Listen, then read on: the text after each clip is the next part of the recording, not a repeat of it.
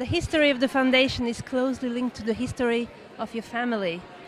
Could you tell us a little bit more about your family, its history in Ukraine and its history in Canada, and how the foundation was created? Well, the foundation was created shortly after the death of my father in 2002. And it was a way of paying tribute to him and all the work he had done for the Ukrainian community, not only in Canada and abroad, but also in Ukraine itself. So we're just continuing the work that he was always very passionate about, and his primary focus and concern was, the improvement and betterment of Ukraine and people's lives in Ukraine and Ukraine as a nation. You're going to Ukraine very often, so I guess you know this country very well. Could you remind of the first time you've been there and what your impressions were?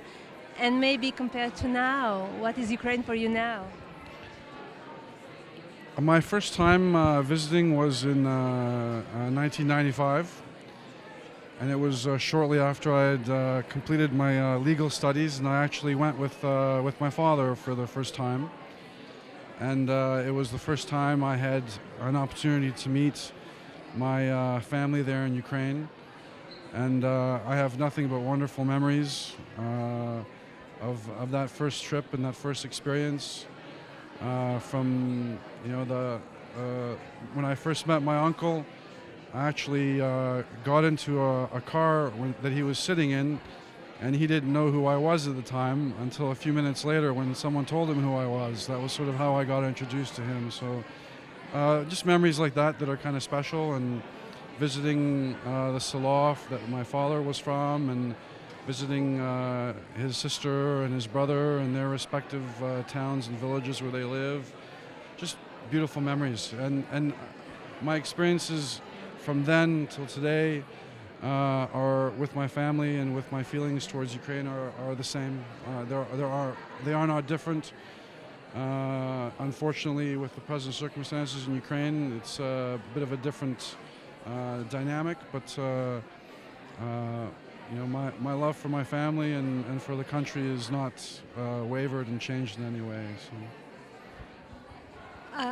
Why did the foundation decide to support Ukrainian studies, among other possibilities?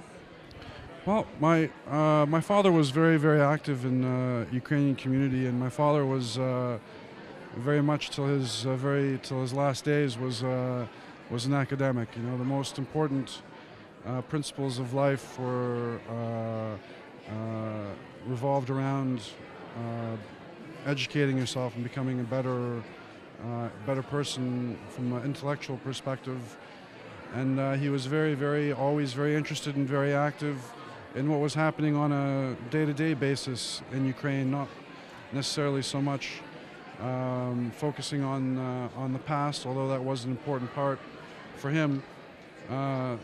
So what we decided to do was to focus on Ukraine today and Ukraine going forward, and what we can do, to make that whole project that he had sort of spent his life on come to a realization in a small way. So I think it's a wonderful project and a wonderful seminar, and we really see it improving and growing every year. So if we try to imagine what this seminar or its extensions could be in 5 years or 10 years, how would you like to see the Ukrainian studies and the Danyliw seminar in the future? Well, I think we're on a very, very good path.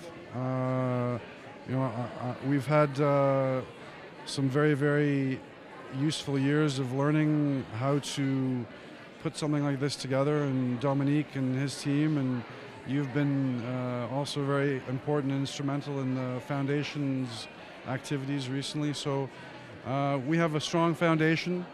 I think we are established in the global academic community as, a really vital force in contemporary Ukrainian studies.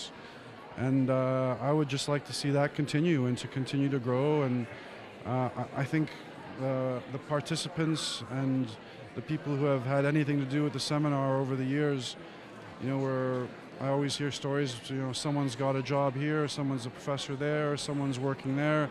Like those are the things that, like I said earlier, they make a difference. And as long as we continue to make a difference, I think that we will be succeeding in achieving our goals. Thank you very much. My pleasure. Thank you.